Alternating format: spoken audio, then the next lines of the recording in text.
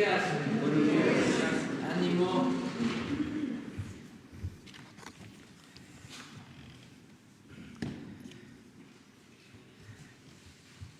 Pues vamos a… Siéntese, por favor. Sí, vamos a presentar un programa de Microsoft, que es una empresa de gran importancia tecnológica en el mundo, y hemos tenido con Microsoft una relación en los últimos tiempos. Nos visitó el director general y se convino a hacer un acuerdo, una alianza para trabajar de manera conjunta y avanzar en lo tecnológico en nuestro país. Es muy grato el poder informar al pueblo de México que esta empresa va a invertir más, porque ya lo está haciendo, en desarrollo de tecnología, todo esto en beneficio del desarrollo de México.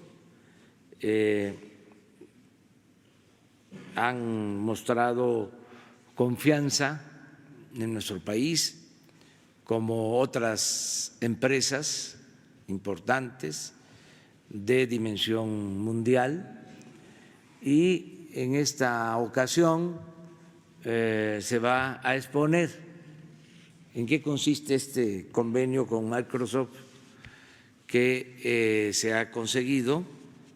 Agradecerles mucho pues a los ejecutivos de Microsoft que nos acompañan, a todas, a todos, muchas gracias por confiar en México y por invertir en tecnología en nuestro país.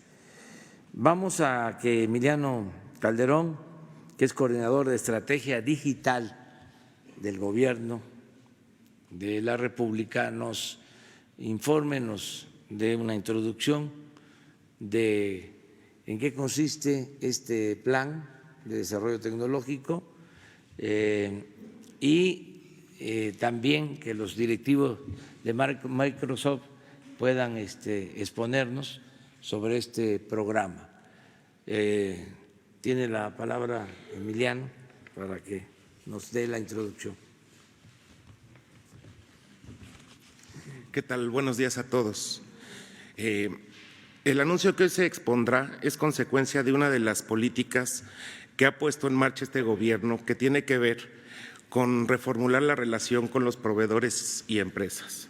También es el reflejo del esfuerzo de incluir a todos los agentes económicos para contribuir en mejorar al país. En abril del año pasado, el presidente de la República tuvo una conversación con el director ejecutivo de Microsoft, Satya Nadella. En dicho diálogo hubo coincidencias con las principales líneas estratégicas que tenemos en el gobierno sobre inclusión digital y financiera. La confianza que existe ahora en México da como resultado este proyecto de inversión en el ámbito tecnológico, que contribuirá directamente a los esfuerzos que el gobierno hace para motivar la innovación tecnológica como herramienta para llevar a los que menos tienen recursos de comunicación, médicos, de educación, financieros y muchos otros. Ahora veremos un mensaje enviado por Satya Nadella, que es el director ejecutivo de Microsoft, y después de ver el mensaje, César Cernuda, que es el presidente de Microsoft en Latinoamérica, nos presentará en términos generales el plan de inversión que tienen para México. Entonces, pasamos el video. Thank you, President López Obrador, and thank you to all the leaders gathered here today. In a world where every aspect of our work and life is being transformed by computing, we have an unprecedented opportunity to apply digital technology to create new opportunity in Mexico, to help make every small business more productive, every multinational company in Mexico more competitive, creating more jobs, every government institution more efficient, and improving health and educational outcomes. I saw this firsthand during my visit to Mexico last year when I met so many inspiring Mexican innovators, from local hospitals applying technology to improve patient care, Mexican multinational companies using the latest collaboration tools to foster a completely new culture of work, to manufacturing companies harnessing the power of artificial intelligence to glean new insights and improve their operations. And today, I'm very excited that we're announcing a new $1.1 billion investment in Mexico over the next 5 years, focused on expanding access to digital technology for people and organizations across the country. As part of this investment, we're creating a new data center region in Mexico to deliver comprehensive, intelligent, secure, and trusted cloud services to help every organization really get an advantage and drive their digital transformation. We also want to equip every Mexican with the skills and technology required for the jobs of tomorrow. As such, we're investing in new training labs and skilling programs so today's workforce and future generations are equipped with the skills required for the jobs of tomorrow. And we're committed to applying technology and data to solve our most pressing global environmental challenges and create progress towards a more sustainable future. Through our AI for Earth program, we are providing funding for a Mexican project focused on applying data to aid conservation efforts for some of our most vulnerable species. Our announcements today build on more than 3 decades of partnership across the country and the vision that the President and I shared during our meeting last year. We look forward to building on this work together to drive broad, inclusive economic growth through technology that empowers every Mexican organization and citizen. Thank you so very much. Adelante.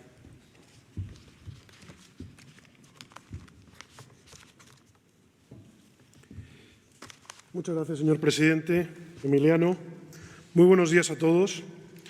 Es un placer para mí estar aquí representando a Microsoft para anunciar ante ustedes el Plan Innovar por México, que nos permitirá, de manera conjunta con el Gobierno federal, contribuir a la transformación digital de este país. Microsoft lleva 34 años comprometido con México, siempre ha accionado a través de una visión de carácter global enfocada en el impacto local. Durante este tiempo, hemos creado una red de 4.000 socios en el país, que generan hoy más de 156.000 empleos relacionados con la industria de la tecnología.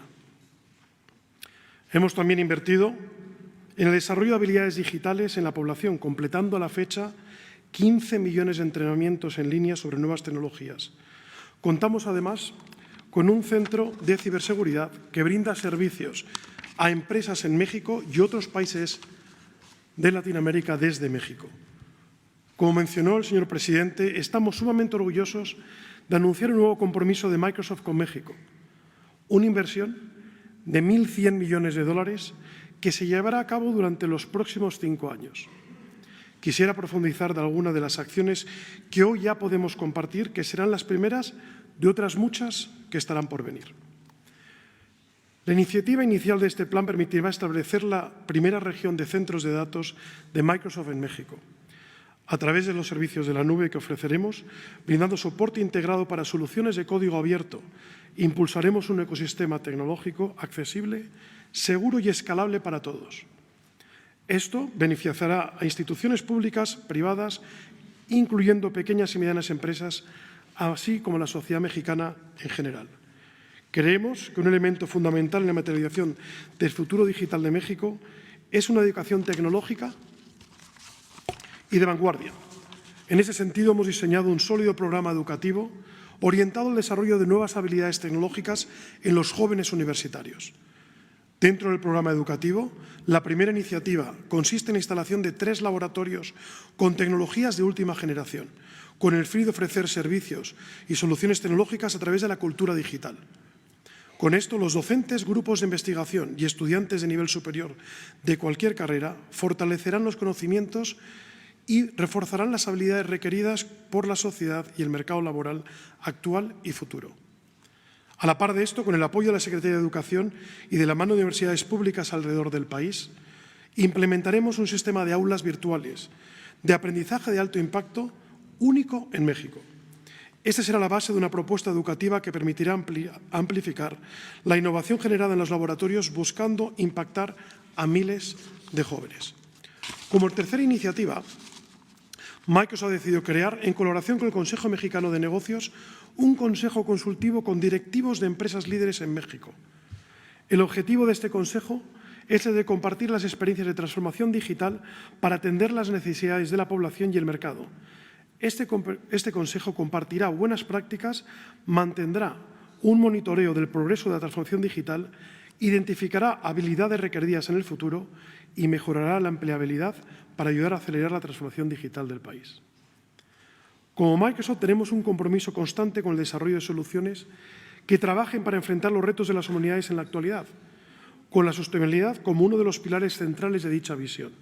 Es por ello que la cuarta iniciativa del plan que hoy anunciamos consiste en el apoyo a la organización ambiental México Azul en su proyecto para preservar el tiburón maco, una especie vulnerable de tiburón pelágico que habita en el Océano Pacífico. Este proyecto permitirá el monitoreo de los tiburones a través de un software de código abierto que utiliza reconocimiento de imágenes con inteligencia artificial para identificar individualmente a cada tiburón, proporcionando valiosa información sobre sus hábitos y rutas migratorias. Este conocimiento es fundamental para los esfuerzos de conservación del mismo. Proyectos como este dan importantes pasos hacia la protección de la fauna de este hermoso país y el resto del mundo. Solo hay un futuro, que es el presente, y es digital. México está muy bien posicionado para aprovechar el poder de las nuevas tecnologías. Estamos sumamente honrados de poder trabajar de manera conjunta en este y otros proyectos con el Gobierno del país para que la transformación digital de México sea todo un éxito. Nuevamente agradezco la oportunidad de unir esfuerzos para la realización del programa Innovar por México. Presidente, muchas gracias por la invitación de hoy. Muchas gracias a todos. Bueno, pues es una buena noticia. En términos generales, Microsoft ha decidido invertir en nuestro país 1.100 millones de dólares para desarrollo tecnológico en distintos campos y les agradecemos mucho, en nombre del pueblo de México, el que haya una respuesta a los compromisos que se hicieron cuando nos entrevistamos con el director general de Microsoft. Muchas gracias en nombre del gobierno que represento y esta es una muy buena noticia. Hay confianza en el país. Cuando hablamos en abril del año pasado, estaba Microsoft analizando si era viable invertir en México. Habían, desde luego, otros países, otros candidatos a esta inversión y resolvieron hacerlo en México. Y esto es importante. Ayuda mucho, además del potencial que tiene nuestro país en general. Ayuda mucho el que se haya firmado el Tratado de Libre Comercio en Estados Unidos, porque esto significa que las empresas van a ampliarse y van a requerir de más tecnología. Las empresas que producen en nuestro país, tanto para el mercado interno como para la exportación. Esta era la información en general que queríamos transmitirles y les invitamos a que se queden porque vamos a abrir ya en general preguntas y respuestas sobre el tema. Adelante. Sí, buenos días, señor presidente. Juan Carlos Machorro, del portal Expoc. Al presidente de Microsoft, si pudiera ahondar un poco más, ¿cuánto de esta inversión va a ser en este proyecto de sustentabilidad? Y no sé si tendrían planes de ampliarlo. Sabemos que aquí en México hay diferentes especies que son emblema a nivel global, como la ballena, no se diga el caso de la vaquita que sigue en peligro, etcétera. O sea, ¿cómo fue esta cuestión de enfocarse en ese punto y si se puede ampliar? Y en un instante una segunda pregunta al presidente, si me lo permite. Sí, muchas gracias. La respuesta es sí, es decir, claramente, como decía, esto es un proyecto y una inversión a 5 años, donde uno de los pilares que estamos hablando es la parte de sostenibilidad y, desde luego, queremos ampliarlo no solamente a otras especies, sino también a otras áreas. Y haremos, y estamos trabajando ya en algunos pilotos, y por lo tanto yo creo que en los próximos años veremos una prolongación no solamente de este proyecto, sino otros muchos que queremos poner en marcha. Gracias. Sí, señor presidente, hace un día el secretario general de la OEA instó a que las naciones del continente impulsen una carta interamericana para que el sector productivo actúe bajo parámetros de buena gobernanza, transparencia y ética empresarial. ¿Qué opinión le merece y si México se sumaría a esta petición de las naciones que componen este continente? Muchas gracias. Es algo bueno, positivo, todo lo que signifiquen estas propuestas. Nosotros las apoyamos. Desde luego corresponde a la Secretaría de Relaciones ver en qué consiste este acuerdo, pero si es para impulsar actividades productivas y la sustentabilidad y la honestidad en el manejo de programas, pues eso es lo que hacemos y claro que secundamos, apoyamos, nos adherimos a cualquier iniciativa de ese tipo.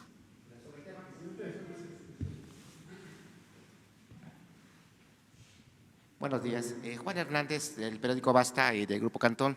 Para el directivo de Microsoft, ¿cuáles fueron las características que ustedes vieron en México precisamente para invertir y sobre todo para brindar la confianza? Y para el presidente Andrés Manuel López Obrador, este tipo de convenios, ¿cuál es el mensaje que le da al exterior y sobre todo a los que todavía aún no confían en la Cuarta Transformación? Gracias.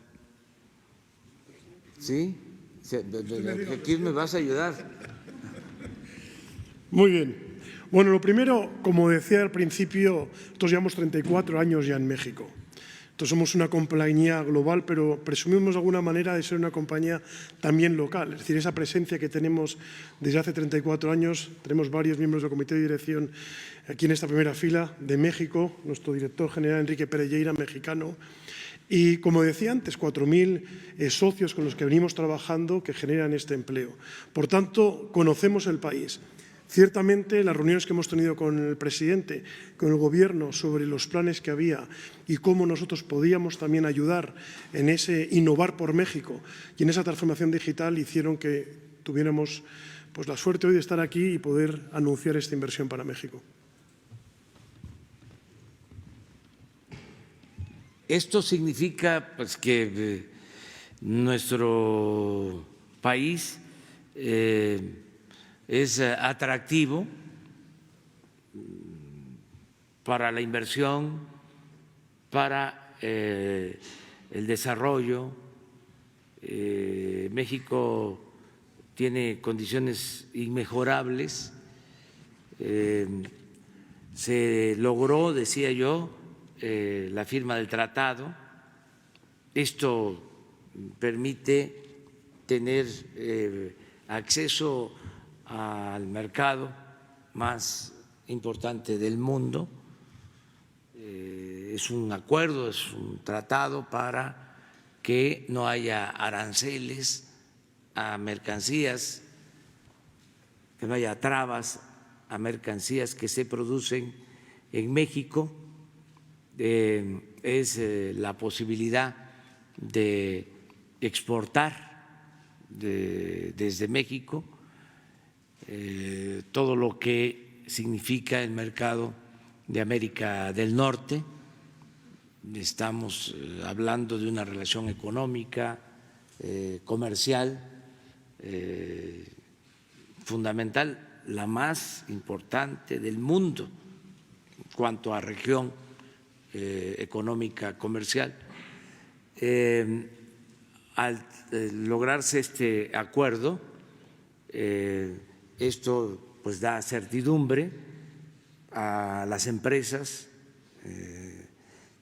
tanto de México como empresas globales.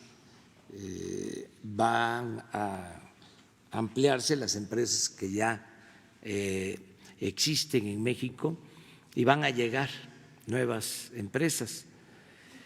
Todo esto acompañado, desde luego, de que hemos llevado a cabo una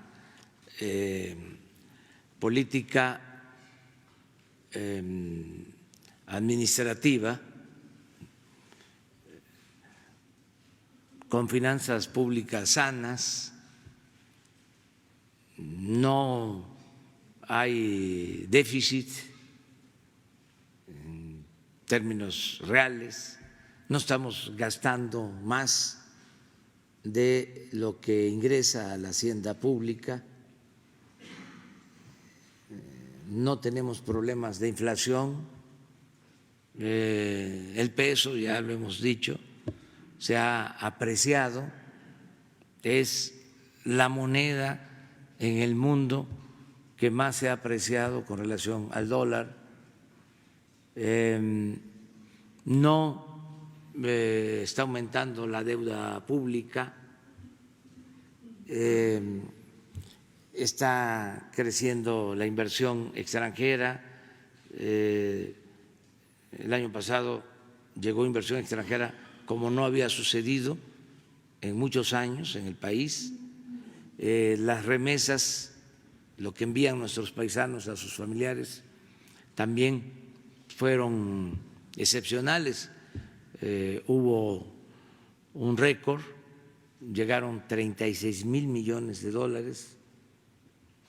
Hemos logrado aumentar el salario de los trabajadores sin confrontación con el sector privado, con el sector laboral.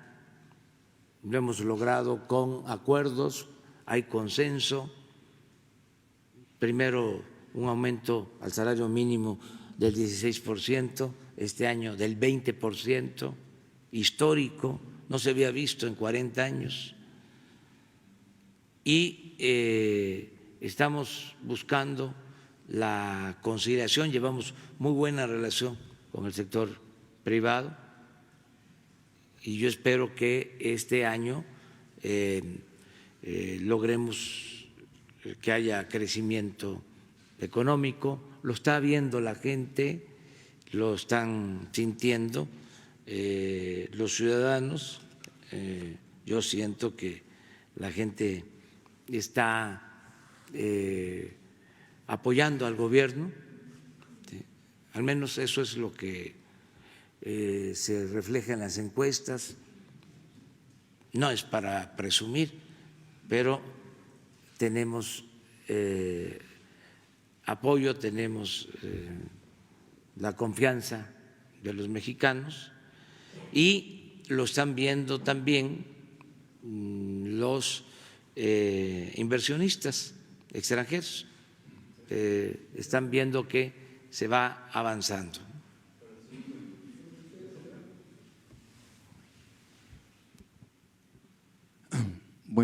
Buenos días, presidente de México. Buenos días, señores de Microsoft. Para el señor César Cerjuda, es una pregunta con varios incisos. Yo quisiera preguntarle si usted, como presidente de Latinoamérica de Microsoft, considera que es el momento de la transformación de México. Y esta inversión de los 1.100 millones de dólares, ¿qué va a empujar a México? Y si considera usted que si México está utilizando la nueva ruta de la utilización de las tecnologías, y si me permite, presidente, una pregunta para usted sobre el tema energético. Presidente.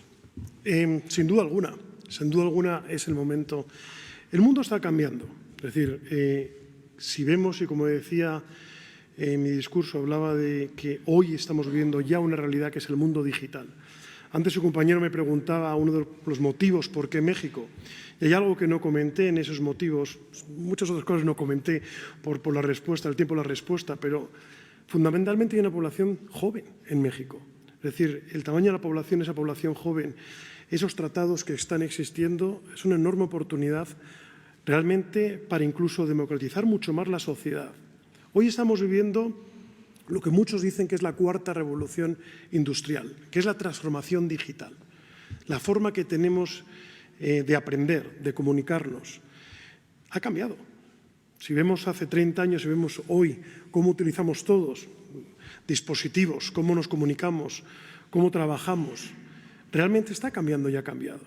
Por lo tanto, es una enorme oportunidad porque esta inversión que estamos haciendo con estos centros de datos va a ayudar a que realmente el acceso a toda la población, a las pequeñas y medianas empresas, sea muchísimo más sencilla y asequible para ellas también.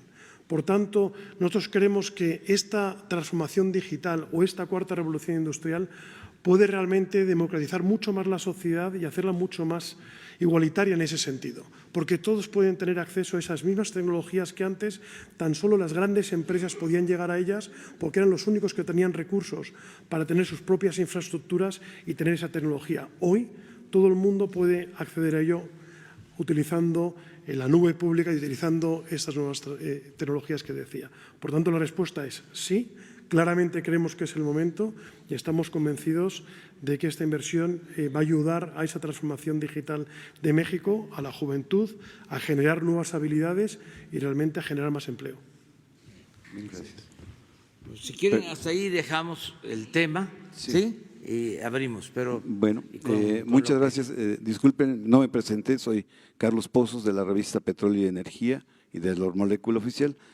Presidente, en este espacio nos había usted comentado que en este mes de febrero nos daría a conocer el arranque de los proyectos de infraestructura energética, que nos pudiera decir el día, la hora y en dónde, cuando arrancarán estos proyectos. Y comentarle también, señor presidente, que el lunes y martes estuve en Tabasco, en Villahermosa, y ahí la empresa petrolera Eni dio a conocer el descubrimiento de un nuevo pozo petrolero, que nos pudiera comentar este nuevo descubrimiento, qué fortaleza le trae a México.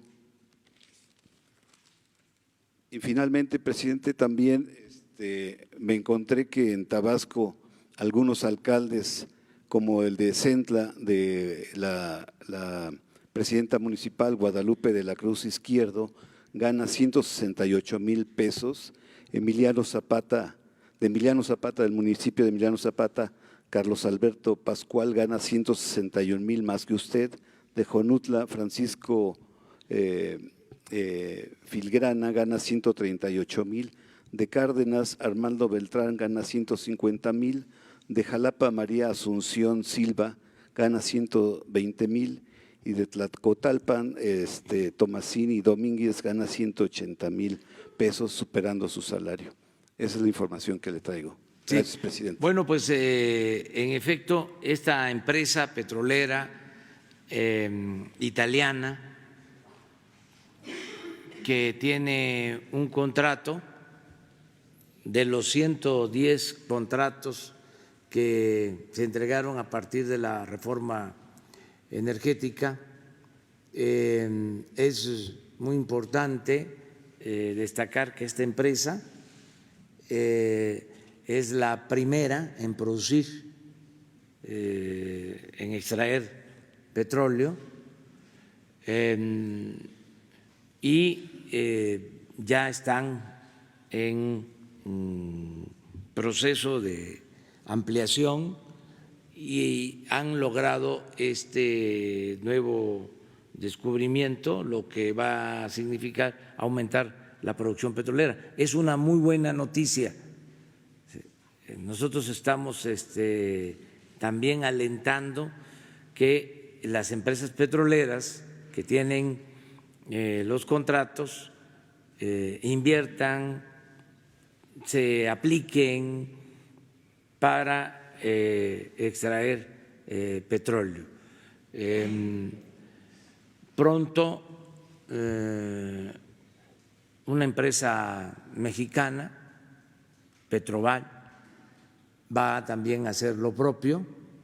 Ya tienen descubierto el yacimiento con mucho potencial petrolero y estas dos empresas nos pueden significar aumentar la producción con miras a finales del sexenio en alrededor de 120, 150,000 barriles diarios adicionales.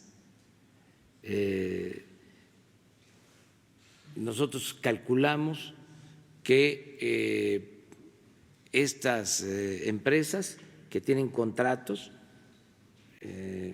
nos van a aportar alrededor de 200,000 barriles diarios adicionales, porque no son muchas. Estamos pensando, de acuerdo a las estimaciones, van a ser 3 las empresas de 110 contratos que van a producir petróleo que van a extraer petróleo en el sexenio. Pero yo celebro esto, es una empresa italiana muy responsable. Lo mismo hemos estado hablando con los directivos de Petroval y ya están instalando plataformas en aguas someras en el sureste para extraer petróleo. Pero esa es una buena información. O es cierto, porque a veces se dan estas noticias para que las empresas mejoren sus colocaciones en bolsa o el valor de sus acciones,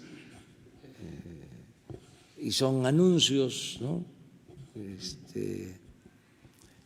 espectaculares con ese propósito, ¿no?, más que nada especulativo, pero en este caso no, es real. Esta empresa está extrayendo petróleo. Y sobre los arranques de los proyectos de infraestructura que nos dijo que en febrero… Sí, estamos trabajando en eso, le corresponde a la coordinación del gabinete en que encabeza Alfonso Romo. Ya estamos definiendo estos proyectos para avanzar y los vamos a presentar aquí con ustedes. Muchas gracias. Los proyectos de inversión del sector energético, en donde van a comprometerse recursos de la iniciativa privada, nacional y extranjera. Pero será aquí en la conferencia. Aquí en la conferencia, sí. Perfecto. Mil gracias. Muy bien. Vamos atrás. A ver. Los dos. Bueno, Buenos días. tres. Sí. Teresa Jiménez de Vanguardia de Veracruz. Mire, nos comenta sobre las inversiones en el sureste mexicano, pero en el norte de Veracruz, en Poza Rica y la región, Chicontepec, toda esa región está muy abandonada en materia petrolera. ¿También habrá inversión para Poza Rica y la región norte de Veracruz? Sí. También ahí va a empezar a funcionar el gasoducto de Tuxpan a la península de Yucatán. O sea, se está trabajando con ese propósito dentro de otros proyectos y estamos fortaleciendo toda la actividad en el puerto de Tuxpan y en Poza Rica, en toda esta región. Desde luego, Veracruz es un estado importantísimo para el desarrollo de México. Tenemos nosotros compromiso con los veracruzanos para impulsar el desarrollo. Sí van a seguir habiendo inversiones. Gracias. Y sobre el estado de las refinerías, ¿cuándo nos puede comentar en qué porcentaje están operando ya? ¿Cuándo van a estar al 100? Vamos a tener un informe la semana próxima porque están en proceso las acciones de modernización de las 6 refinerías. En el caso de las refinerías estamos mejorando la capacidad de procesamiento de petróleo. Cuando llegamos al gobierno se estaban utilizando las 6 refinerías en un 38% de su capacidad. Ya ahora estamos cerca del 50% de utilización de la capacidad de las refinerías y estamos invirtiendo. Se destinaron recursos alrededor de 10,000 millones de pesos el año pasado.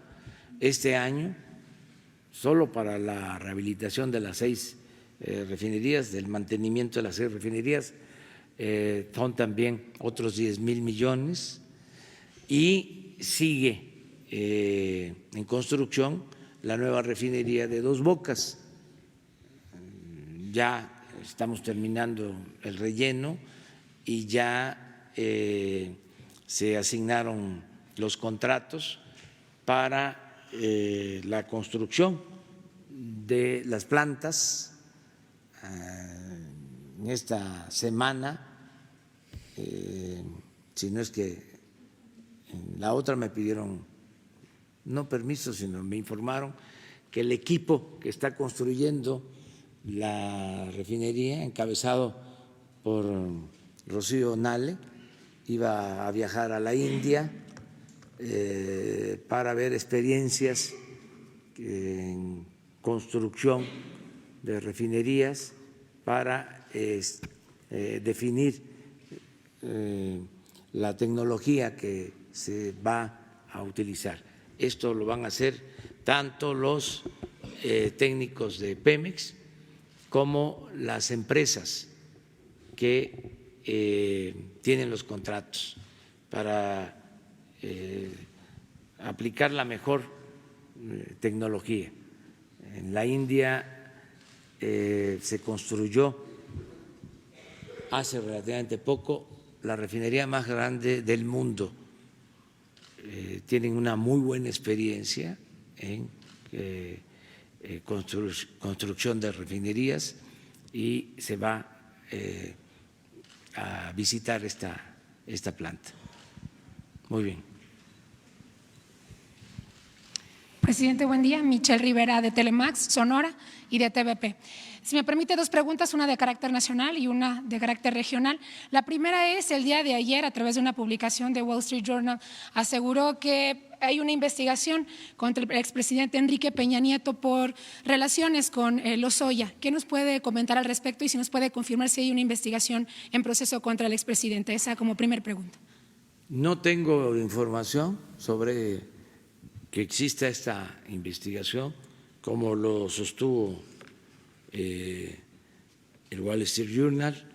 No tengo yo elementos para sostenerlo. Lo que existe es la investigación, el proceso contra el exdirector de Pemex, Lozoya.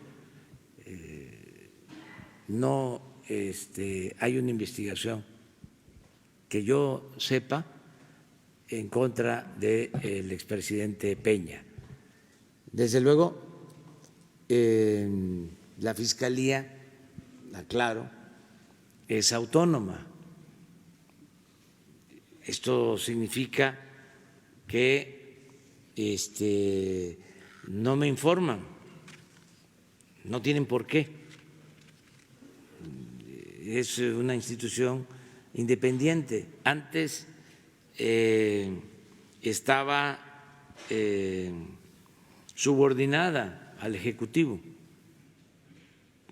No se hacía nada si el presidente no lo ordenaba o no lo autorizaba o no daba su visto bueno.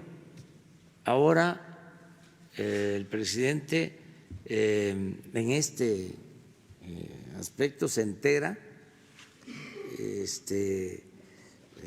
a partir de lo que informa a todos los mexicanos la Fiscalía. Son cambios importantes. Cuando el porfiriato, que no había democracia, Porfirio mandaba las listas de los que iban a ser diputados o senadores y ya sabía él de antemano, ¿no? Ya se sabía quiénes iban a ganar. Cuando triunfa el presidente Madero, apóstol de la democracia, él se enteraba de los que ganaban por la prensa.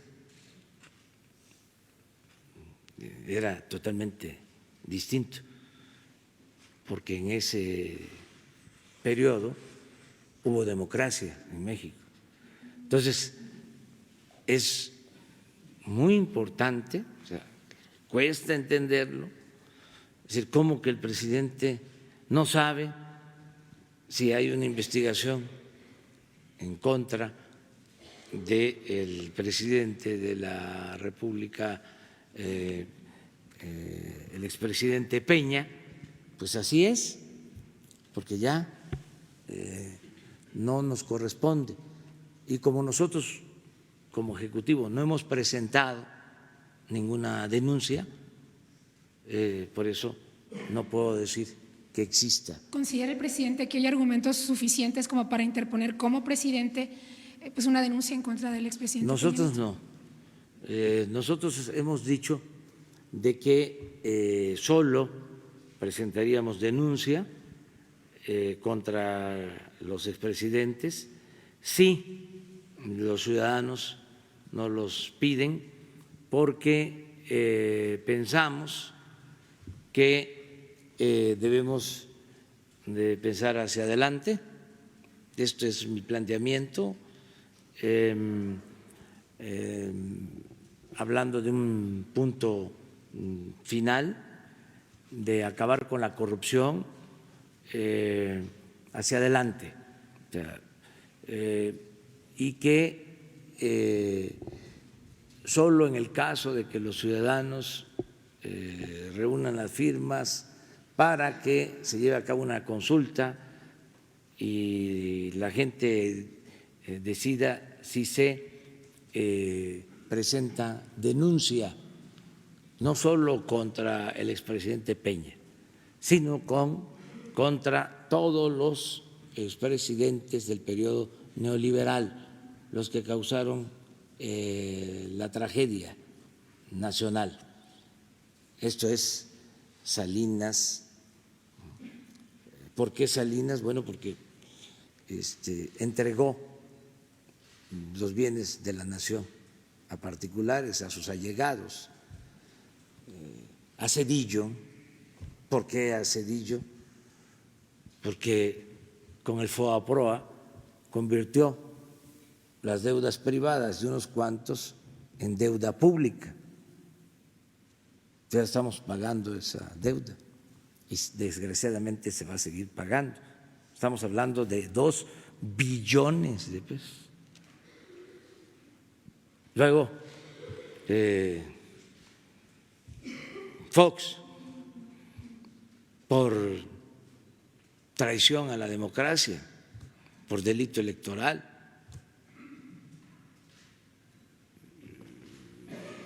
El caso de Calderón, por declarar la guerra al narcotráfico, al mismo tiempo que se protegía a uno de los grupos de la delincuencia organizada, como es de dominio público, el señor García Luna, que está preso en Estados Unidos. En el caso del expresidente Peña, pues lo de Pemex, este asunto y otros. Entonces, pero es la gente la que tiene que plantearlo. Yo no quiero que nos quedemos anclados en el pasado.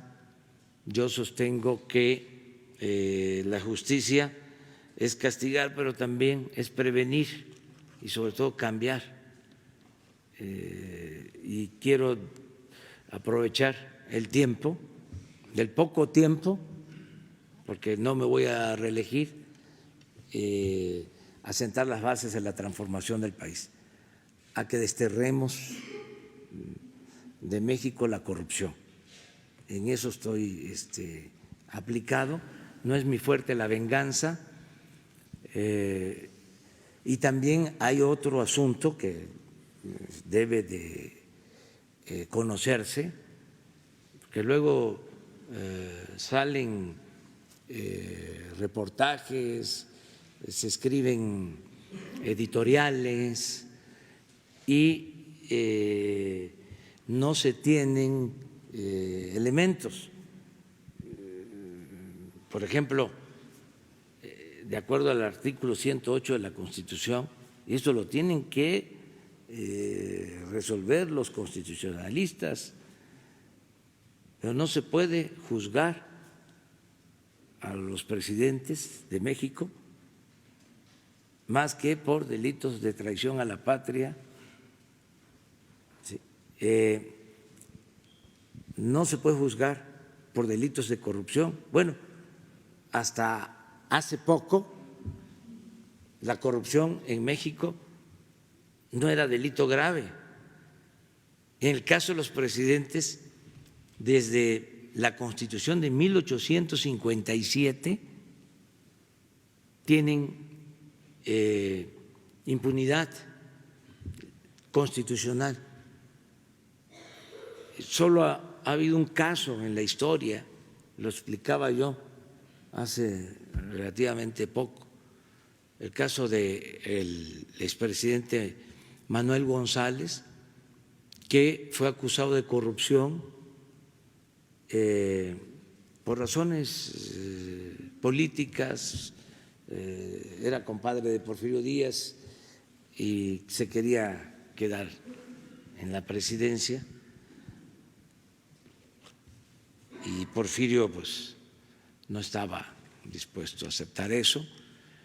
Entonces, cuando termina su periodo, para eliminarlo, le presentan una denuncia por corrupción. Entonces, la prensa en ese entonces, ¿no?, los mismos que cuando era presidente le aplaudían, le quemaban incienso, ya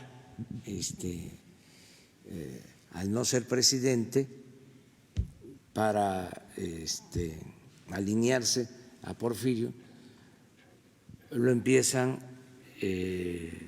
a atacar hasta que lo doblan, hasta que tiene que salir a decir Manuel González que estaba a favor del régimen, que estaba a favor de su compadre y que estaba a favor de la reelección. Todo lo que le pidieron.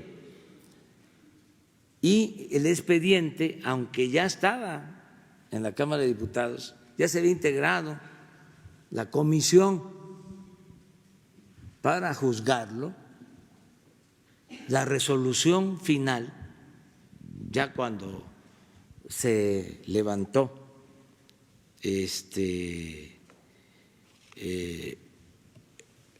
la consigna de encarcelarlo, el argumento que utilizaron los legisladores de la comisión, y fue aprobado por la Cámara,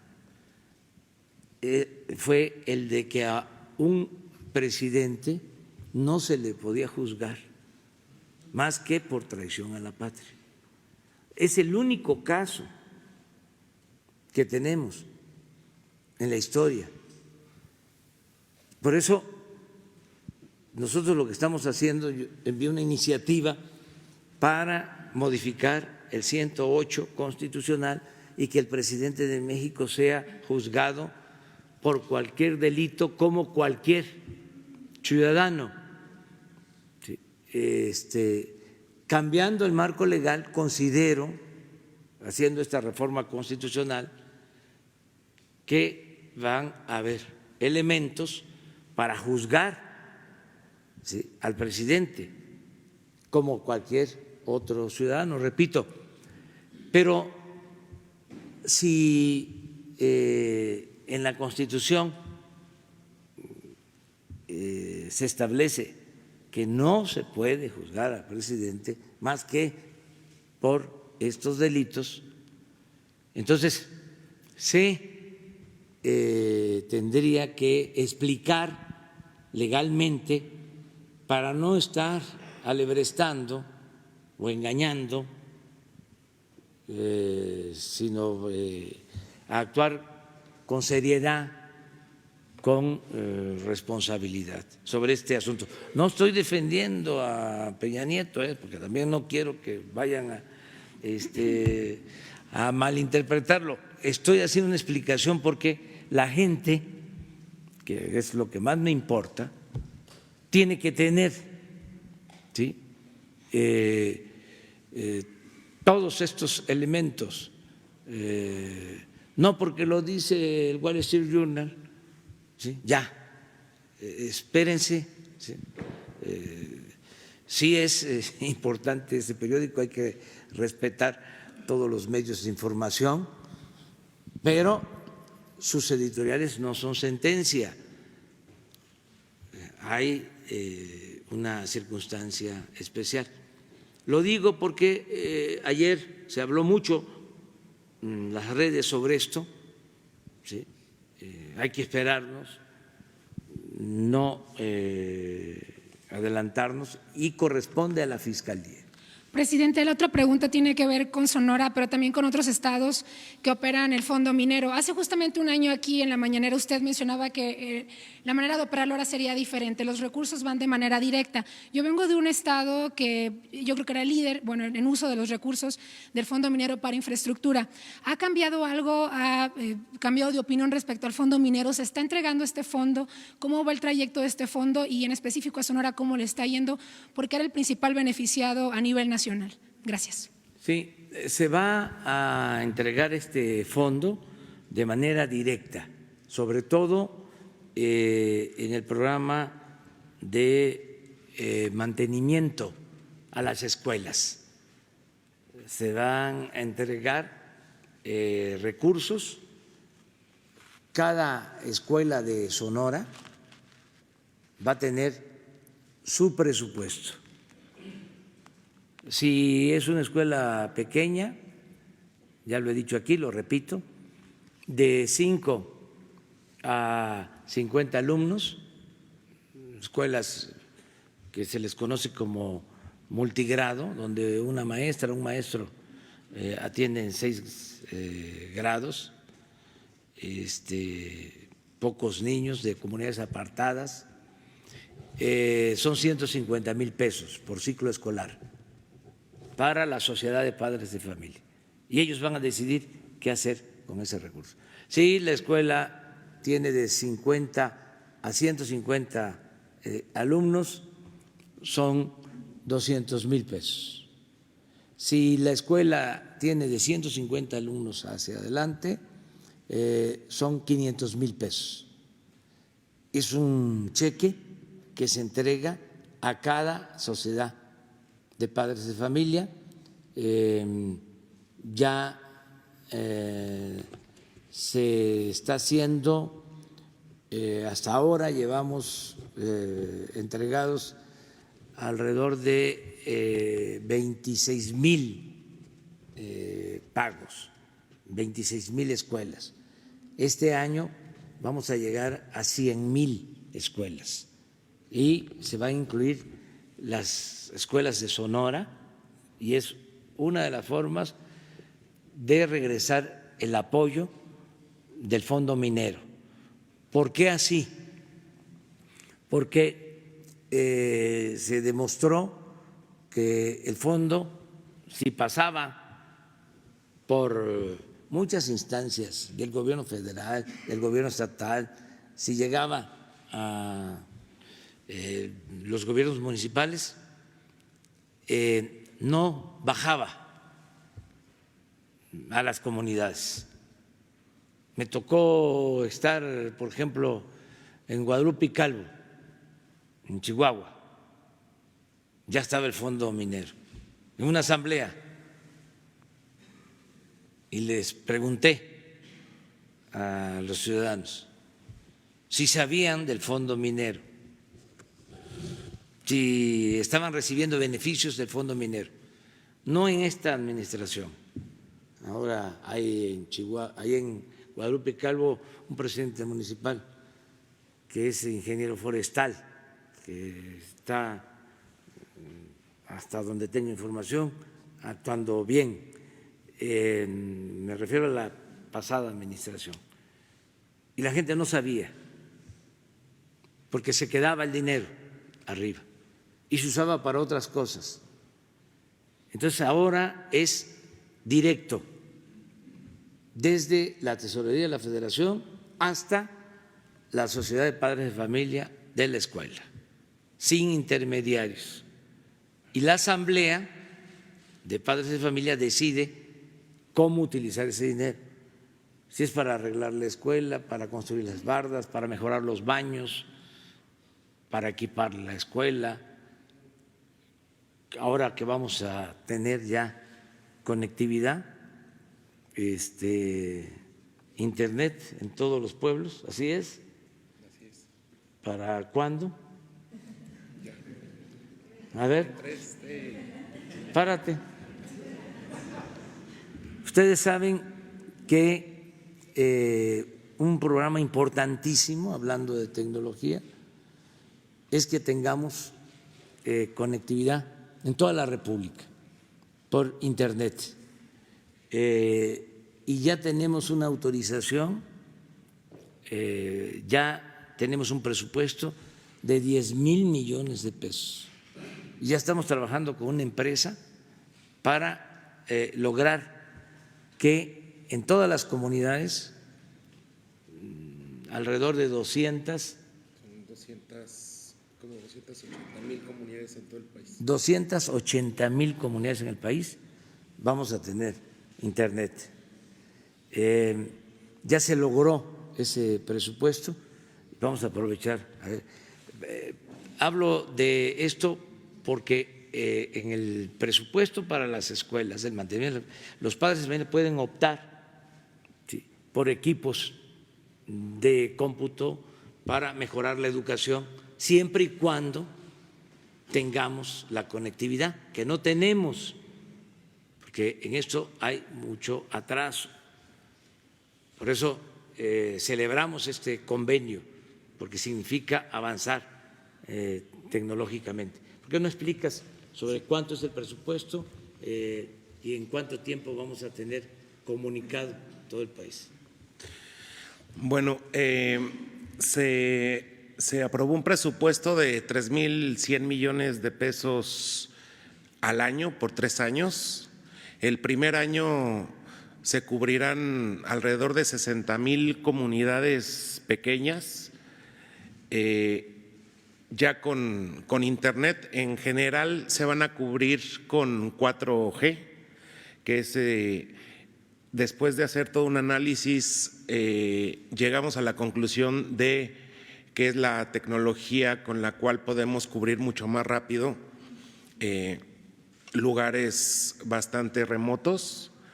Se llegará a un total de aproximadamente 165,000 comunidades en general. Muchas son de menos de 250 habitantes, o sea, son comunidades muy pequeñas y muy alejadas. Iremos caminando conjuntamente con la red compartida, que era un proyecto que ya estaba echado a andar. Después de platicar con ellos y cambiar un hito que tenían planeado para los últimos años, lo cambiamos para ahora. Entonces vamos a ir a las comunidades más pobres, que era lo que se tenía planeado que se hiciera en los últimos años ahora. Entonces la red compartida empezará a cubrir comunidades pequeñas desde ahora y nuestro avance será rápido. En este año cubriremos, como ya lo dije, alrededor de 65,000 comunidades pequeñas, llegando el próximo año probablemente a 100,000 y así iremos avanzando. En menos de 3 años habrá conectividad en muchos pueblos, en la mayoría de los pueblos del país. Entonces, por medio de la empresa CFE Telecomunicaciones e Internet para Todos, iremos avanzando e iremos poniendo conectividad en todos los lugares por medio de tecnología 4G, en la mayoría. En otras se necesitan tecnologías satelitales porque es difícil llegar, pero vamos bien y yo espero que en un par de meses podamos ya dar un informe perfectamente bien puntualizado de cuántos lugares ya hemos cubierto, porque ya hemos ido avanzando, cuántas instalaciones públicas ya tienen Internet. Es un trabajo que tiene que ver desde estudiar con qué tecnologías se van a conectar, ver las mejores tecnologías para poder esparcir, ya que llegamos a un pueblo, la comunicación. Entonces vamos avanzando y en aproximadamente 2 meses podremos dar ya una información para que ustedes vayan viendo que realmente sí se va cumpliendo con el plan. Es por lo de tu pregunta de lo del fondo minero. O sea, se va a regresar el fondo, nada más que de manera directa a las comunidades. A ver. Gracias, presidente. Buenos días. Esteban Durán, Grupo México Publica Diario y Jalisco Publica Diario. Voy a remitirme a la información de un periódico sobre el no pago que le están perdonando impuestos a Esther Gordillo, la ex lideresa de los maestros. Dicen que pues le ganó al SAT y no va a pagar 19 millones de pesos. Igualmente también refiriéndome a la reunión que tuvo con empresarios antier, pues se señala que Walmart está entre esas empresas que no ha estado pagando miles de millones de pesos en impuestos, lo que viene de cierta manera a manchar lo que usted ha estado logrando en el transcurso de su administración. Al mismo tiempo, le quisiera preguntar, ¿cómo lograría usted, después de todos estos logros que está teniendo, que haya continuidad para que esos más de 30 años de impunidad y corrupción con el, llamémosle, prianismo que hubo, pues no regresen y que nuevamente se les haga justicia a esos millones de mexicanos que han sido despojados, que han sido atracados, que han sido robados? ¿Cómo le daría usted continuidad a estos logros para que el que venga, bueno, pues obviamente no desvíe todo lo que usted ha estado logrando? Gracias. Bueno, yo creo que lo más importante es reforzar la conciencia ciudadana del daño que causa la corrupción. Yo creo que si hay una voluntad colectiva dispuesta a exigir honestidad, si se estigmatiza al corrupto, porque ni siquiera se hablaba de corrupción, ni en las escuelas, ni en las universidades, ni en la academia, en los últimos tiempos, mucho menos en el discurso político. No se usaba la palabra corrupción, como si no existiera. Bueno, 25 años pasaron sin que la corrupción se considerara delito grave. 25 años. Repito, en 1994 reformaron el Código Penal para que la corrupción no fuese delito grave. Entonces, ahora se reforma la Constitución, es delito grave. Aquí constantemente estamos tratando el tema. La gente quiere que haya honestidad, no acepta ya la corrupción. Ese es un avance importante. Entonces, si se fortalece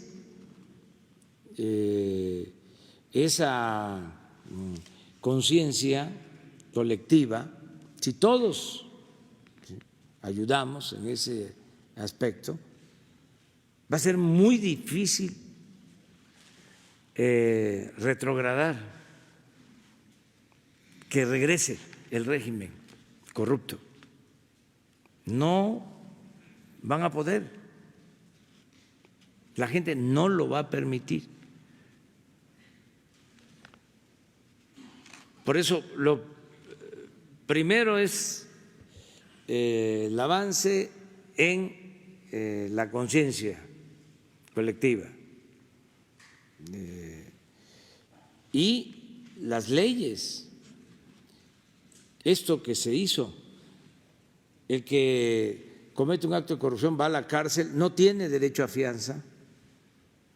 Otro avance importante, el que exista la Fiscalía Anticorrupción, otro avance importante, la autonomía de la Fiscalía General de la República, el que no dependa del Ejecutivo,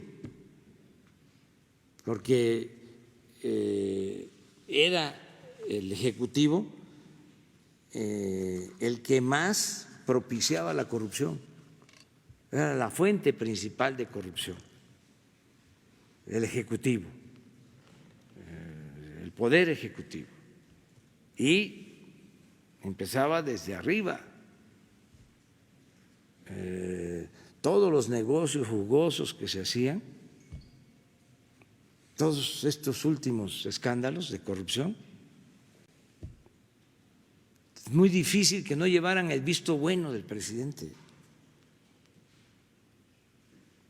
Imagínense un negocio como el de la compra de las plantas de fertilizante. Estamos hablando de que se pagaron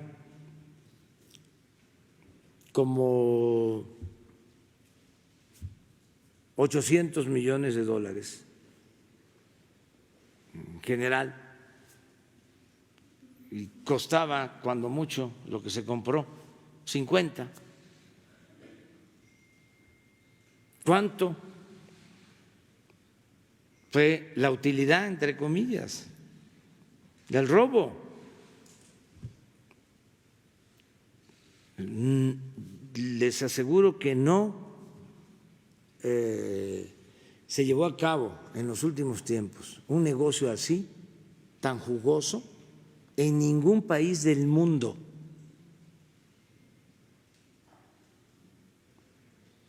Estamos hablando de 5 mil millones de pesos. ¿Cuánto? Bueno, aquí viene Microsoft a decirnos que van a invertir en 5 años 1.100 millones de dólares. Estamos hablando como de 200 millones de dólares por año. 4.000 millones de pesos. Y esta operación a la que hago referencia significó una utilidad, una ganancia de alrededor de 5.000 millones, por lo bajo. Una operación. Por eso estoy convencido que si acabamos con la corrupción, el país va a renacer, que es lo que estamos haciendo. Entonces, crear conciencia en los ciudadanos del daño que causa la corrupción y que no haya impunidad, que la Fiscalía actúe sin consigna ni de afectar a nadie, a los enemigos, adversarios, opositores al gobierno, ni de proteger a nadie, que se aplique la máxima de los liberales, al margen de la ley nada, por encima de la ley nadie. ¿Llevaron el visto bueno de Peña, presidente? Pues yo creo que tuvo que haber una autorización arriba, ¿sí? Y también el que las vendió, ¿sí? Seguramente tuvo un buen padrino. O sea, tanto el que las vendió como el que las compró. ¿Estuvo enterado? ¿Por qué no denunciarlo, presidente? Arriba. Eso que lo resuelva la Fiscalía. Pero su gobierno tiene elementos. No tenemos elementos nosotros. Acaba de decir usted que suponemos de que todas esas operaciones llevan el visto bueno del presidente. Tuvieron que llevar el visto bueno del presidente. ¿Y así se anima usted a denunciarlo? No, porque corresponde en este caso a la Fiscalía, están haciendo la investigación y ver también lo que ya expuse, si existen elementos para juzgar a los expresidentes. ¿No es encubrimiento, presidente? No, no es encubrimiento. Estos elementos ya detectados, ¿no sería lo prudente iniciar una investigación? Es que ya está iniciada la investigación. Es que la Fiscalía hizo. ¿Y hacer la denuncia? Ya está la denuncia. Desde el gobierno, desde su gobierno. Se hizo en su momento, ¿sí? No contra Peña, contra quienes resulten responsables, y por eso se abrió la investigación y hay avalúos de lo que costaba realmente la planta y en cuánto se compró y de cuánto es el desfalco. Eso existe. Entonces, contestando la pregunta, yo no creo que regresen. O sea, toco madera. O sea, aunque los conservadores tengan, ¿sí?, el apoyo de algunos medios de comunicación y haya campaña en contra de nosotros por el combate a la corrupción, porque en el fondo es eso. No es un cambio de gobierno, es un cambio de régimen. Por eso los ataques, ¿no?, al gobierno muy fuertes. Nada más que no vamos a ceder y tampoco, mucho menos, vamos a reprimir a los medios y a los que protestan.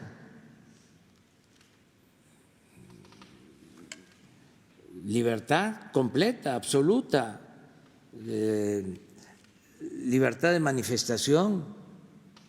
Lo único que pedimos es que no haya violencia,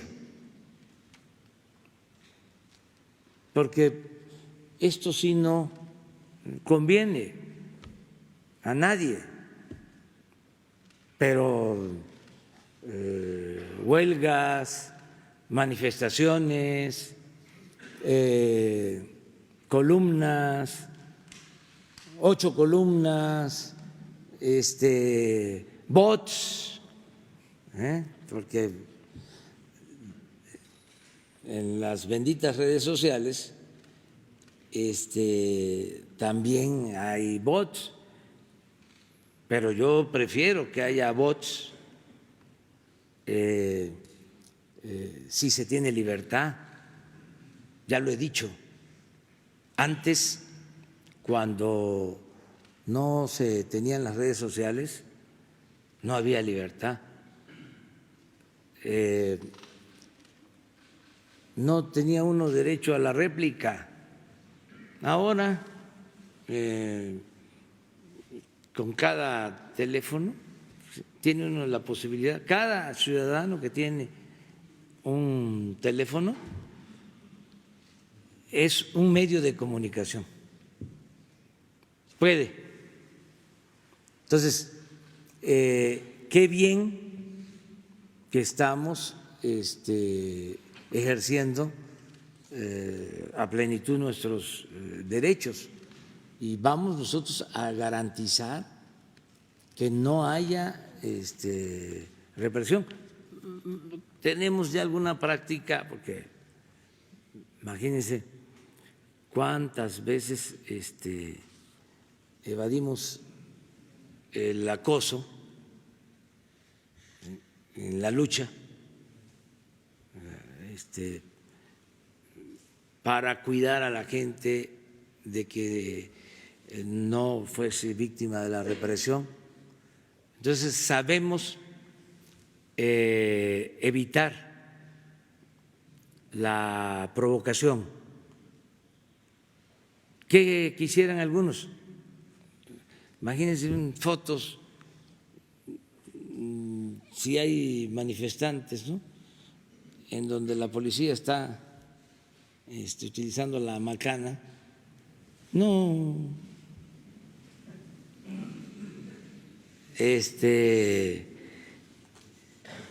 se darían gusto, ¿no? Los que callaron durante décadas al autoritarismo, pero ahora están muy pendientes de todo, hasta de lo que digo aquí ya, repito, estoy hablando hasta más despacio que de costumbre, de por sí no hablo de corrido, pero ahora tengo que cuidar porque lo que yo diga, todo lo que diga será usado en su contra.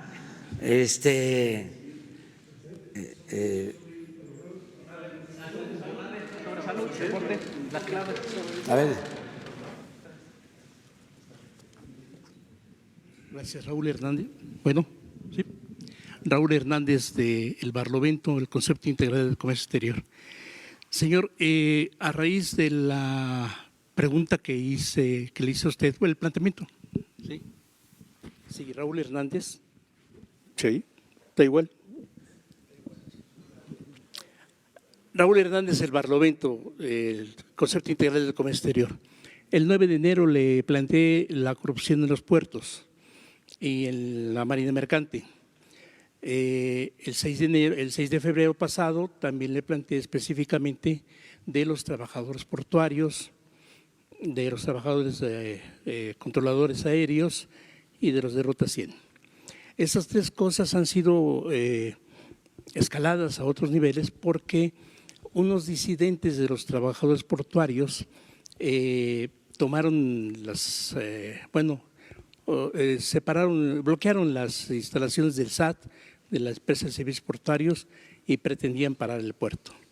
Anoche salió un camión, pretendían venir 3 camiones, imagínense, y de esa gente disidente que ha aprovechado el trabajo de los auténticos trabajadores portuarios, la mesa directiva electa legalmente. Pero ¿por qué le vuelvo a repetir esto? Es porque las autoridades en Veracruz del trabajo y previsión social, de Hacienda, se han acercado a los disidentes, no a los auténticos. Y los auténticos no les han ratificado su toma de nota. En el caso de los trabajadores portuarios de maniobristas. Caso parecido también ha sido el trabajo, los dirigentes de los estibadores. Son 2 sindicatos importantes en Veracruz. También les sucedió lo mismo, no tienen la ratificación de la toma de nota y no han podido continuar con su lucha legal. En el caso de los maniobristas que tienen cuentas bancarias, no han podido revocar los permisos de la gente que está autorizada, y priistas, no tengo los nombres, bueno, sí tengo los nombres, pero no tengo las pruebas, porque han seguido saqueando esas cuentas priistas connotados. Lo dice un funcionario de Banca Mifel, la de Vázquez Raña, donde tiene una cuenta y son millonarios. Ya casi la vaciaron una, pero están otras tantas que siguen sacándolas. El otro punto es el del sindicato Sin Acta. A raíz de la pregunta que yo planteé aquí, de su problema, fueron corridos, ya fueron despedidos el secretario general del sindicato y el secretario secretario del Interior, los 2 únicos del sindicato que podían estar trabajando, porque los otros, la empresa, en este caso el señor Víctor Hernández de CNEAM, no les permite trabajar, les ponen muchos obstáculos y tengo cientos de quejas de los controladores aéreos. Muy peligroso, insisto, porque son los que vigilan los aviones. Pero hay un pequeño problema también que quiero plantear. Víctor Hernández mandó a una persona con una reportera para ofrecerle un paquete de publicidad a condición de que le publicaran todo lo que él dijera sin quitarle una coma.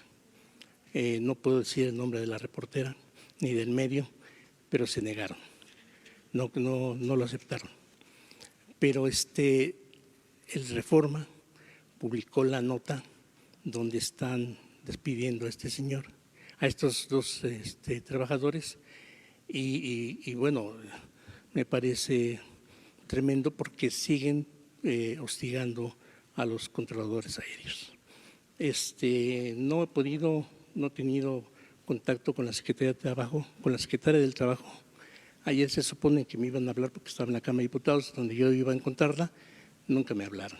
Y me parece que es urgente. Ya tengo recopilación del expediente que me pidió el señor secretario de Comunicaciones, ya tengo una parte, y lo de SINACTA también tengo una recopilación de todas las quejas, y bueno, no sé qué pueda usted contestarme al respecto, señor presidente. Bueno, mira, sobre las cuentas, acabo de tener un acuerdo con Santiago Nieto, porque se habla mucho de cuentas de sindicatos, en particular del sindicato petrolero de tiempo atrás, y de personas que presuntamente actuaron como prestanombres de dirigentes o de políticos o de empresarios, y que existen cuentas millonarias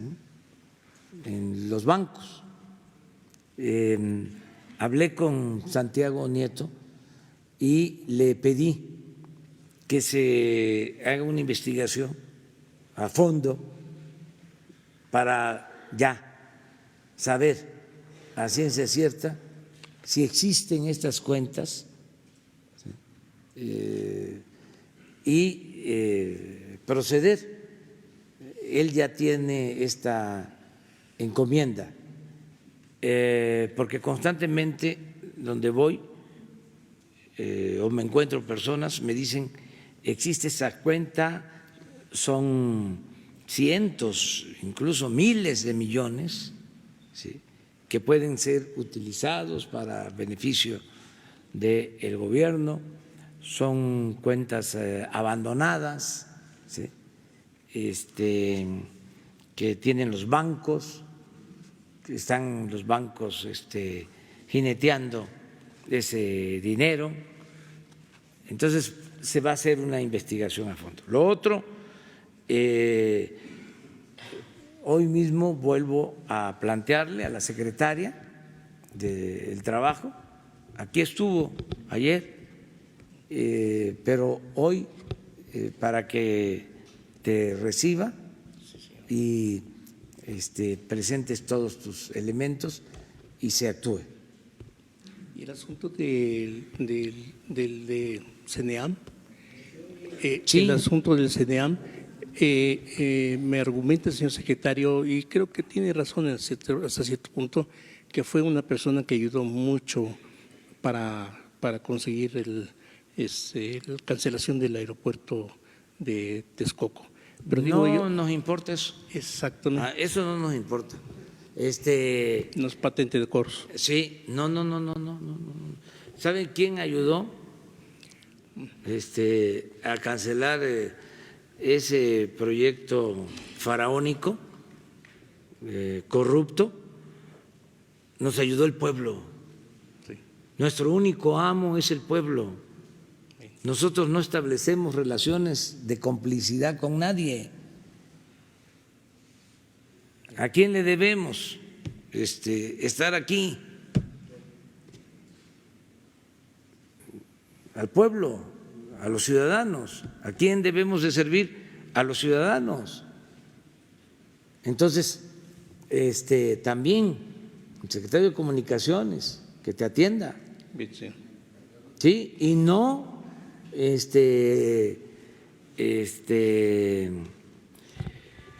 rendirse.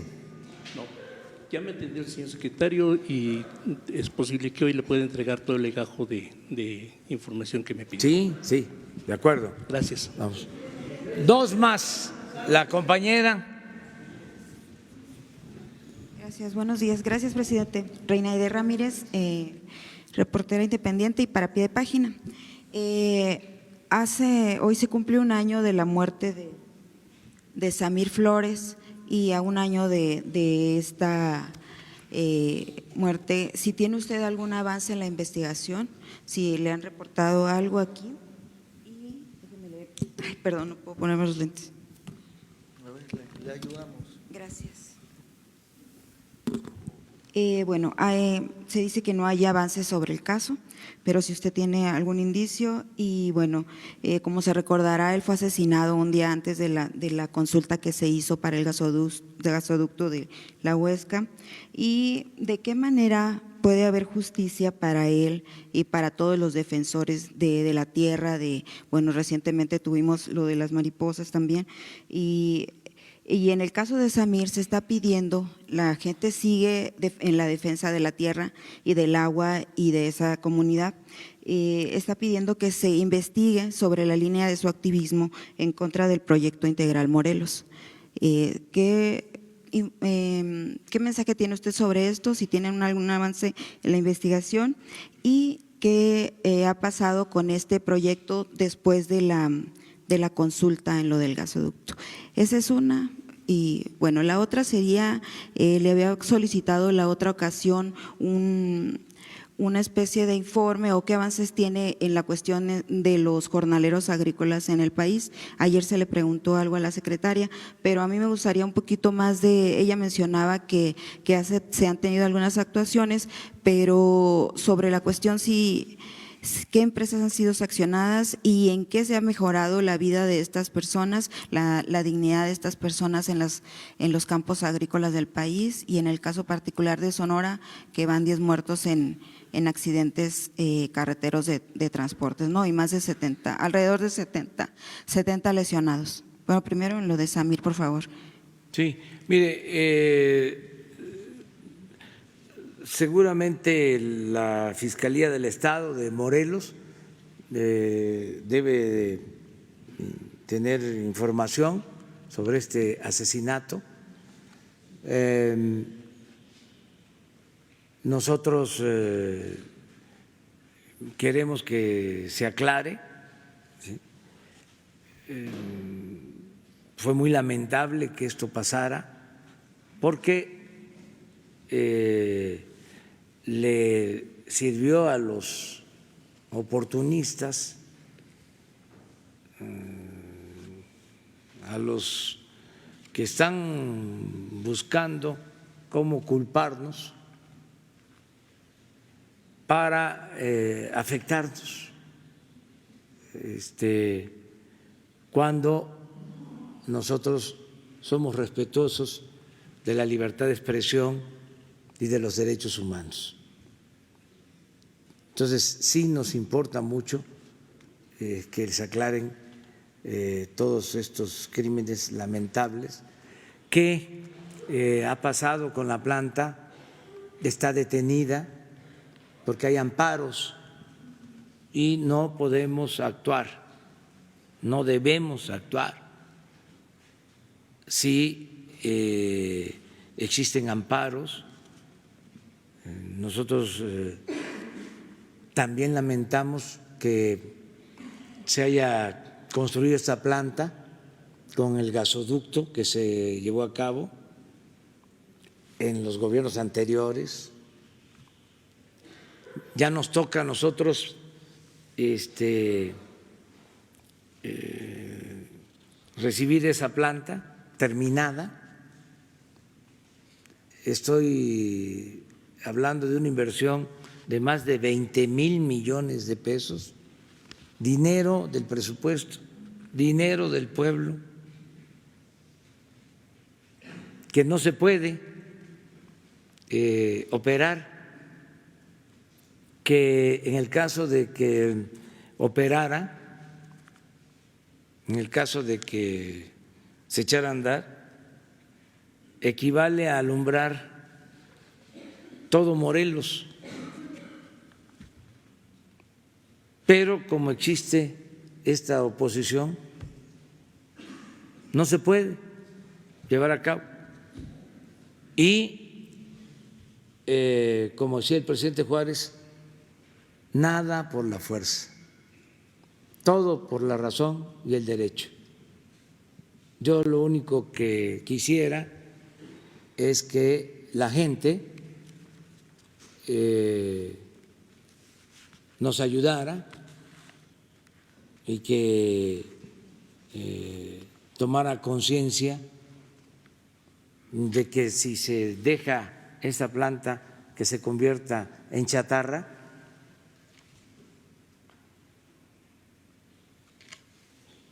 se pierden más de 20,000 millones de pesos y que no es esto en contra de un interés particular. Resulta que es en contra del interés público, porque la planta es de la Comisión Federal de Electricidad, que no es una empresa privada. Antes, pues la política era a privatizarlo todo, poner por encima los intereses particulares. Pero ahora se han perdido vidas, presidente. Ahora no es así. Sí, lo entiendo, lo comprendo, pero también quiero que se conozca lo otro. No vamos a hacer nada que signifique represión o violar la ley, y ojalá y se aclare, porque de manera perversa algunos grupos que no están de acuerdo con nosotros llegaron a culparnos de ese asesinato. Solicitaría a la Fiscalía que… Sí, que informen y que ojalá, lo deseo, se aclare, para ver quiénes están ahí, quiénes fueron los responsables de esto. Fíjense, un día antes o en vísperas de la consulta, está muy casual, y la verdad es que los conservadores son capaces de todo. Ayer estuvimos recordando la forma como asesinaron a Gustavo A. Madero y a Basó. Odian. Entonces, ojalá y esto se aclare. Pero hiciste otra pregunta.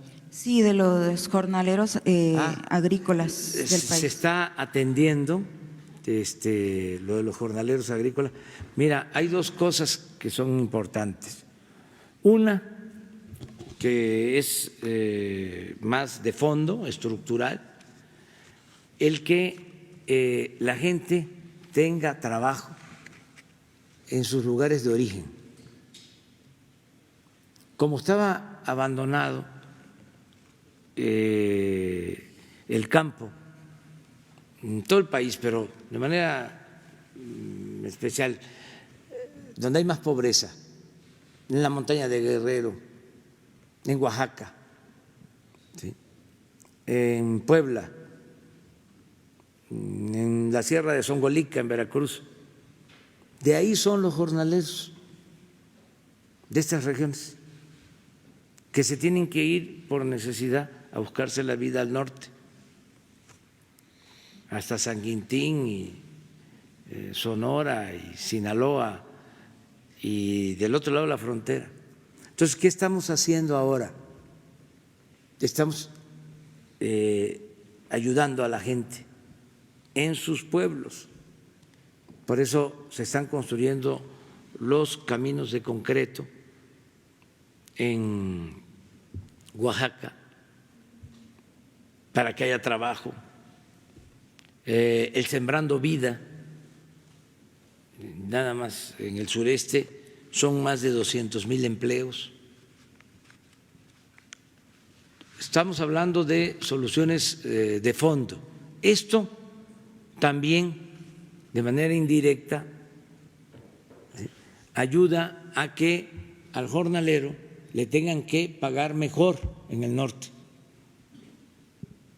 porque ya no emigran tanto y como se requiere la mano de obra, la fuerza de trabajo, los empleadores tienen que pagar más y tienen que atender las prestaciones sociales a las que tienen derecho.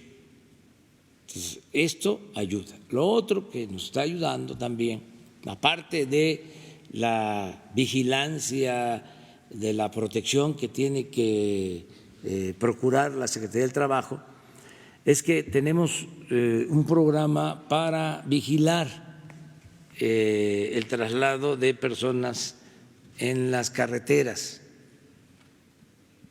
sobre todo de migrantes que son trasladados en camiones de redila, en tráiler. Hacinados. Entonces, constantemente estamos rescatando a trabajadores migrantes, protegiéndolos. No tienen ni baños en los campos. Sí. Y vamos a seguir defendiendo a los trabajadores agrícolas, migrantes, a los jornaleros y también pidiéndole a los productores, a los que los contratan, que les paguen bien, que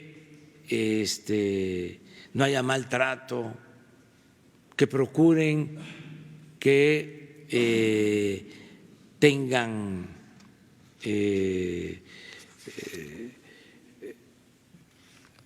instalaciones dignas para hospedarse, que se garantice que puedan estudiar sus hijos, que nos ayuden también los empresarios agrícolas. Hay empresarios agrícolas con dimensión social y hay otros que de plano no ayudan, pero poco a poco se tiene que ir haciendo conciencia. Todos tenemos que ser cada vez más humanos, más fraternos. Sí. Además, no cuenta ir a la iglesia los domingos, confesar, comulgar, para dejar el marcador en cero y pecar en la semana y volver el domingo a lo mismo. Eso no cuenta.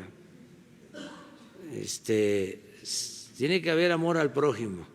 Presidente, justamente ahorita en una última acotación de lo que usted comenta, ahora que menciona Madero, Samir en una de sus últimas entrevistas justo lamentaba lo que ellos llamaban una consulta amañada y mencionaba que pues algo así como la traición de Madero a Zapata, y mencionaba que ellos, yo creo que está un poco junto con pegado, son las tierras en el sur, ellos están defendiendo sus tierras, el agua, su derecho a cultivar acá en el sur del país, Tlaxcala, Zacatecas, Puebla, Morelos, etcétera, y llega este gasoducto y los rodea, les invade las tierras, entonces se van al norte a trabajar por las condiciones de vida, por las condiciones para ganar un poco más, no es más, un mínimo más.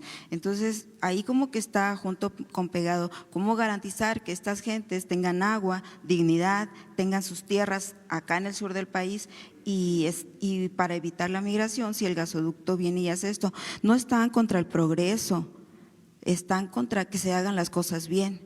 Sí, pero nosotros no hemos hecho nada en contra de las comunidades. El problema que hay es que por razones ideológicas,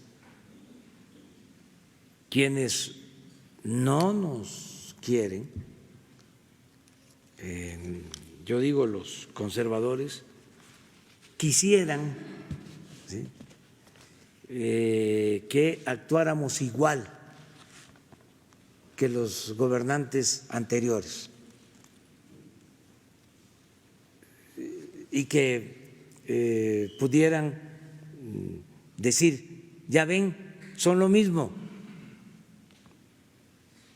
porque es un asunto político. O sea, muchos de los que nos cuestionan ahora, antes llamaban a no votar, no creían que se podía transformar al país como lo hicimos. Y la consigna era decir, todos son iguales, todos son lo mismo. Entonces, como no es así, pues tienen que retorcer las cosas para hacer creer que somos iguales. Nosotros no hemos dado una concesión, una, para la minería. Una sola concesión. Nosotros decidimos no al fracking. Nosotros decidimos no al maíz transgénico.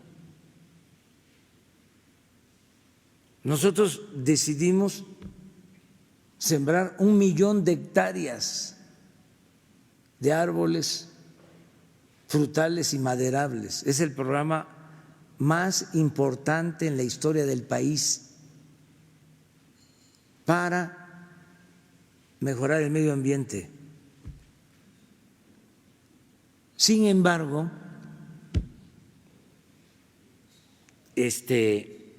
no aceptan nada. El otro día vinieron de un colectivo feminista que nosotros respetamos mucho, pero su texto, su planteamiento en contra nuestra era de que se oponían a la moralización que nosotros promovemos. Bueno, yo respeto su punto de vista, no lo comparto. Yo creo que hay que moralizar al país, que hay que purificar la vida pública y que hay que fortalecer valores culturales, morales, espirituales. Son concepciones distintas, pero no porque vinieron a hacer una manifestación, yo voy a renunciar a mis convicciones de siempre. Si por eso luchamos para lograr un cambio en lo material y un cambio en lo espiritual. Y si tienen otra visión, pues respetamos esa otra visión, pero nosotros vamos a seguir sosteniendo lo que creemos y no le hacemos daño a nadie. O sea, no vamos a reprimir. Si el Reforma un día sí y el otro también nos ataca, ni modo que ya vamos a perseguir a los de Reforma. No, es su derecho de manifestarse, es una concepción, es un periodismo conservador que no comparte, ¿sí?, nuestro proyecto. Eso es de dominio público. Lo que no aceptamos es la hipocresía de ser conservadores y aparentar que son liberales. Eso no. Entonces, pero ese es el problema de fondo, ese es el asunto de fondo. Ojalá, ¿no? Y en el caso de los jornaleros podamos seguir ayudando, y en el caso de Morelos se aclare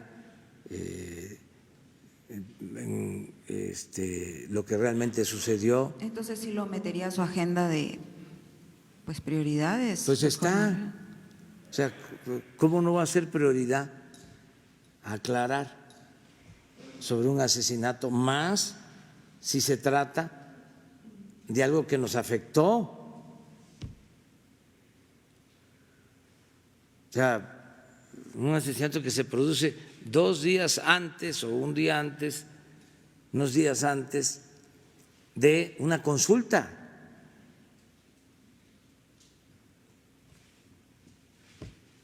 Claro que nos interesa mucho aclararlo, ¿no? Y es nuestra responsabilidad. Sí. Muy bien, nos vemos mañana. Mañana. Mañana en La Paz. Mañana en La Paz, desde La Paz, y si no el lunes, 600 ciudades de México, y que va a llevar 2 proyectos de 73 millones de dólares. ¿Cómo va a coadyuvar usted para que Acapulco vuelva a ser el que era antes, ¿no?, el destino turístico?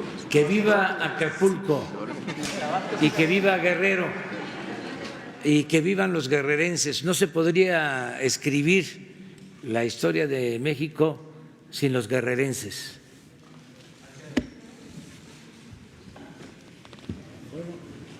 Muchas gracias.